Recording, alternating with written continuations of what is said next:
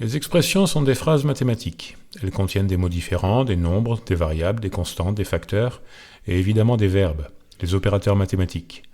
Le point de ce chapitre est de revoir certains points importants à propos des mathématiques en tant que langage.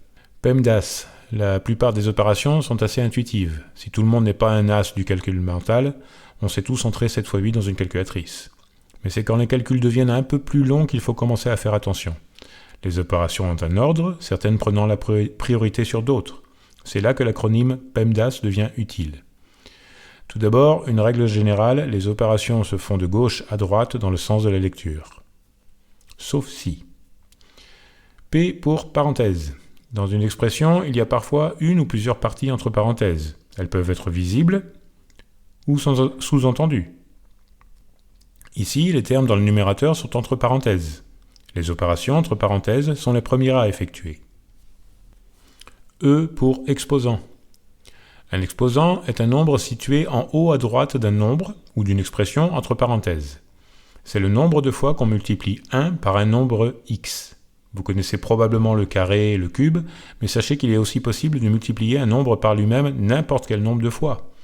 Par exemple, on peut le multiplier 0,5 fois par lui-même. On parle alors de racine carrée. Quelques exemples, le carré, le cube et la racine carrée. Si l'exposant est négatif, c'est le nombre de fois qu'on divise 1 par un nombre x.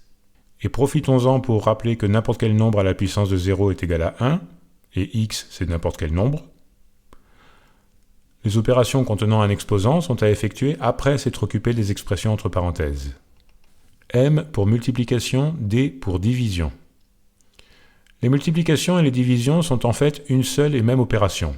En effet, on peut dire que diviser un nombre n par un nombre m revient à multiplier n par l'inverse de m.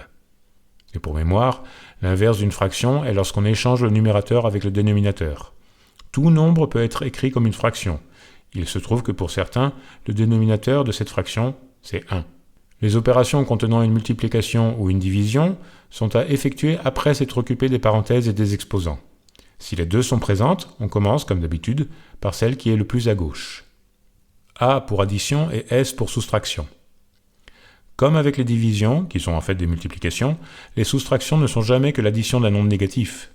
Ces deux opérations sont donc à effectuer après toutes les autres, en commençant par celle située le plus à gauche. Voilà pour un rappel rapide de ce que sont les opérations et comment les effectuer. Nous allons maintenant passer à la manipulation d'expressions et un petit peu plus avancée.